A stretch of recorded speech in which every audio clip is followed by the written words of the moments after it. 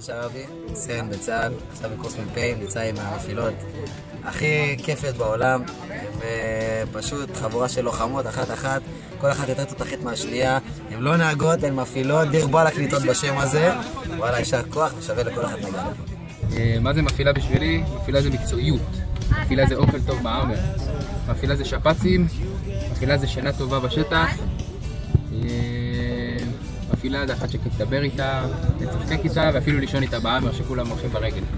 אני בר ביכמן, חטיבה 188, פה את איתן סמואל, אני יכולה לשים עליו את קלוז-אפ כזה, בחור נאה. אשתי מפעילה! קיצר, שנינו שיונרים, יצא לנו ככה לתרגל הרבה עם המפעילות, עוד בסביבות 7 שנים בצבא, ככה יצא לנו לראות הרבה תרגילים עם מפעילות ולתרגל.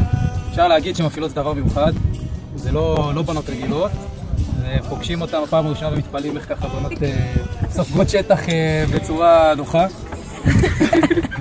ואם אפשר להגיד משהו שאני באמת אני כאילו מאוד תופס ממנו בקטע של המפעילות, זה העניין הזה לעשות שירות משמעותי בצבא, ולא סתם להיות, מה זה סתם? כל אחד תורם, אבל לא לשבת במשרד ולחפש להיות פייפייט או לעשות איזה משהו כזה משרד משעמם. לעשות משהו אמיתי, לעשות שטח, להרגיש שמסיימים ככה שירות משמעותי אחרי שעברו משהו שהוא לא סתם, הוא לעזור פה לאמן יחידות לוחמות, והחבר'ה פה שמתאמנים זה קורס מ"פים, כולם פה הולכים להיות מ"פים בעזרת השם, אז אנחנו מעריכים את זה מאוד, ושיהיה בהצלחה. אני רוצה להוסיף עוד כמה דברים. אני כאמור פגשתי את אשתי פה בחורשת מרקוף. מרקוף? הבן הראשון שלנו יקרה מרקוף. סתם, הוא לא יקרה ככה. אבל אני חייב להגיד שגם הבנות פה המפעילות, רואים את זה בבית, אשתו כל היום שטח, כל הזמן קוצה ג'יפי. אני תמיד מכווין אותה קרקעית שהיא מגיעה. בכל מקרה, טוחנות פה שטח כמו חיות, חבל על הזמן. הדבר הכי קרוב לקרבי זה להיות מפעילה, גם המקצועיות על הכלים, גם האורך רוח עם האנשים, להחליף מתאמנים על ימין ועל שמאל, זה דורש אישיות מיוחדת שאין אותה להרבה אנשים, ואני חייב להמליץ לכם חד משמעית, ביכמן, תחזק אותי פה, אך ורק מפעילה. רק מפעילה. וצריך להגיד, זה לא נהגת, זה מפעילה. נכון.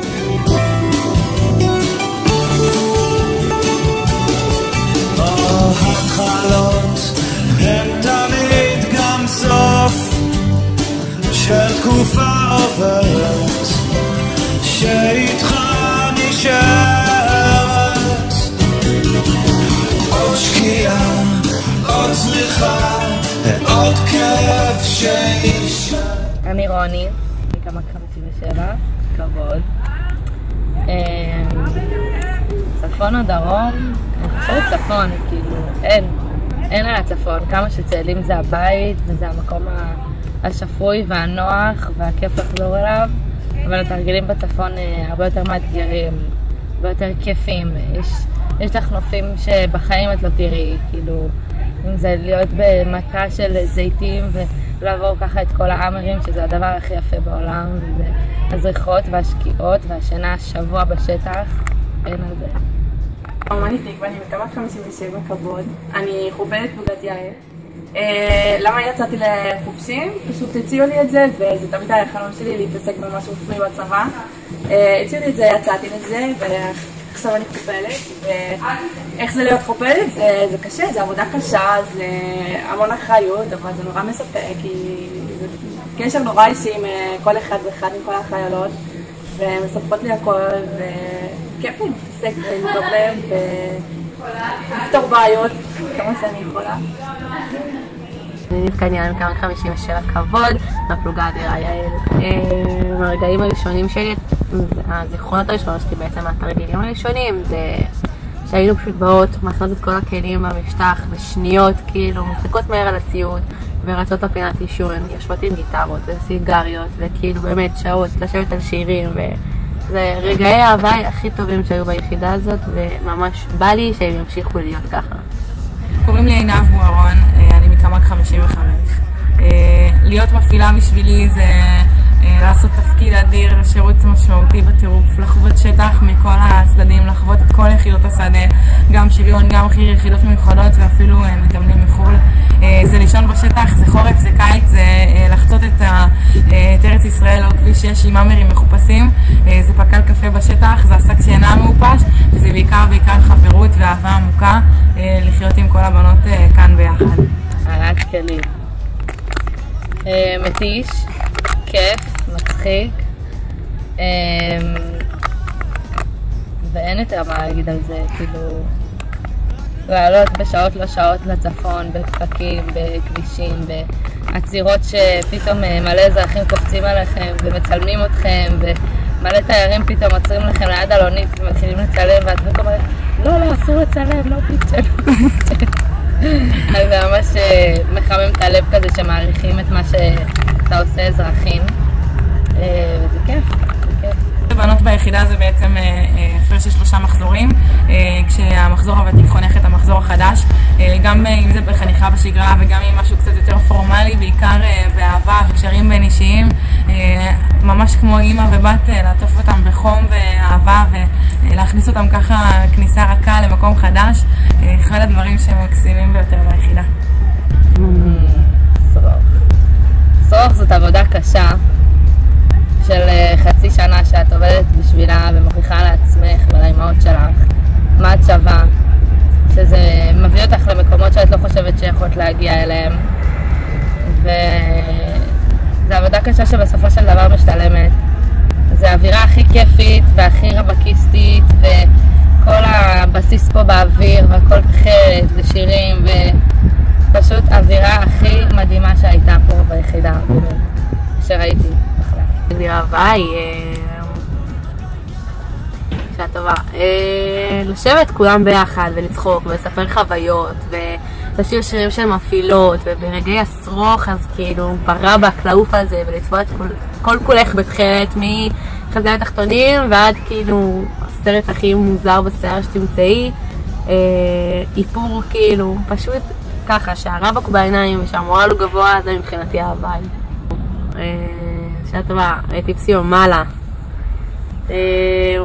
מעלה זה הבית, כאילו, מעלה זה הבית, אבל מצד שני טיפסי זאת חוויה מדהימה, זה מאתגר אותך כל פעם מחדש, לא שאני כמה זמן תהיי וטיפסי, וכמה פעמים תעשי טיפסי. זה באמת שעה טובה, אני לא יודעת להחליט. שניהם כאילו מדהימים בעיניי. הגעתי לתפקיד, לגמרי בטעות. אני בכלל רציתי להיות מקית במגל כנראה, סתם, רציתי להיות מקית עירונים, ולא היה לי אכפת איפה, ואז כאילו קיבלתי במנילה מפעילת המרכבי, וסימנתי, ואז כאילו, בדודה שהייתי בטלפון כל הסימון במנילה, והיא אמרה לי שיש לחברה שהיא הייתה גם מפעילה, ושהיא הכי נהנתה בתפקיד, יש תפקיד שפשוט תפור עליי, כי זה שטח, וזה כאילו, כל הדברים האלה, וזה נהיגה, וזה דברים שזה הכי אני כאילו, והגעתי, עשיתי מיונים, עברתי, יום לפני יום הולדת שלי הודיעו לי שעברתי, יאללה רישיון, יאללה צלח. טוב, יצאתי לכתונה כי אני מאוד מאוד אוהבת את היחידה הזאת, אני מאוד אוהבת את המקום הזה ואני מעריכה את העבודה כאן. אני חושבת שלהתקדם פה בציר הפיקודי זה משהו שהוא מאוד מפתח גם ברמה האישית וגם באמת מממש את כל היכולות של אותו אדם שמתקדם. אני חושבת שנגעתי פה בהרבה אנשים, אני מרגישה שהשארתי פה את החותם שלי, בעיקר השפעתי ועשיתי דברים כמו שאני רואה לנכון. טוב, אני חוויתי פה גם את עמוד ענן וגם את מבצע צוק איתן. בעמוד ענן הייתי מפעילה, בצוק איתן כבר הייתי פה קצינה, ואני יכולה להגיד שהחוויות היו שונות וקיצוניות כאחד. בעמוד ענן פשוט אימנו כמות מטורפת של לוחמים מילואימניקים שהגיעו פה וממש מילאו את הבסיס 24/7, לא ישנו, לא אכלנו, היינו כל הזמן בשטח איתם. שנייה לפני שהם עלו על הכלים הם עברו אימון אצלנו. אני זוכרת חוויה ממתאמן שממש פתח מפה ושאלתי אותו אם זה מפה של המעלה, והוא אמר לי שזה בכלל מפה של עזה, וזה היה הרגע שחטפתי בשוק. בצוק איתן אני כבר בתור קצינה קצת למדתי להכיר יותר את מתווה התרגילים ובאמת מה עושים ברמה הטקטית, והרגשתי שזה לא תרגילים רגילים, עשינו ממש מודלים לכניסה לעזה. היה חוויה מאוד משמעותית באחד התרגילים, חדמנו את התרגיל כי לוחמים היו צריכים להיכנס ממש, הם ירדו מהכלים, נסעו באוטובוס לשטחי כינוס ונכנסו לעזה. זאת אחת החוויות המשמעותיות שעברתי, לחוות באמת מלחמה על כלל צדדיה, על הלא נודע, על יש עכשיו תרגיל, אין תרגיל, הם נכנסים, לא נכנסים, על חללים לא עלינו לצערנו. זהו, בתחנה שלי. למה לבוא להיות מפעילה? כי זה תפקיד מספק, יש לך המון שטח. יש לך כל הזמן את האינטראקציה עם הלוחמים, את באמת חובה מה שהם חווים בזמן אמת. יש לך את החברות שנשארות איתך כאילו לכל החיים, שמתחילות איתך מהבקו"ם עד שאת משתחררת ומעבר. יש לך את ההוואי המטורף והכיף. יש לך את כל הדברים הקטנים שהכי כאילו מספקים בסופו של יום. אם זה שינה בשטח, אם זה השקיעות והזריחות, וזה האמרים המדהימים האלה שכאילו את רק כאילו לא יודעת איך את מסוגלת לעבור את המכשול הזה, אבל את יודעת תוך שנייה שהוא עובר אותו. וזה הרבה דברים שבסופו של דבר את אומרת לעצמך, טוב שהגעתי לפה. וואי, זה התפקיד הכי מדהים שקיים בצה"ל מבחינתי. יש לי חברות שעושות כאילו תפקידים שאולי יחוזו להם באזרחות, אבל את באה לפה ואת באה לשנתיים של כיף, לשנתיים שיחסי האנוש שלך מתפתחים, שהערכים שלך מתפתחים, שאת מתבגרת, שאת פתאום מבינה שאת יכולה להיות תקועה בחור ולהסתדר בכוחות עצמך, וכאילו זה דברים שהם מחשלים, זה דברים שהם מדהימים, וזה באמת בין החברות הכי טובות שעברתי בחיי. להיות מפעילה זה השטות הכי טובה שעשיתי, שאני שמחה שסיוונתי את המפעילה במנילה. ובכל תפקיד יש את הפח טוב ואת הפחות טוב, ואת הרגעים הקשים אתה עוברים חברות פה שהן איתך מהרגע שאת מתגייסת עד הרגע שאת משתחררת, ורובם גם נשארות חברות כאילו כולל עם ילדים משותפים וכאלה, אז כאילו אפשר להיות מפעילה פשוט.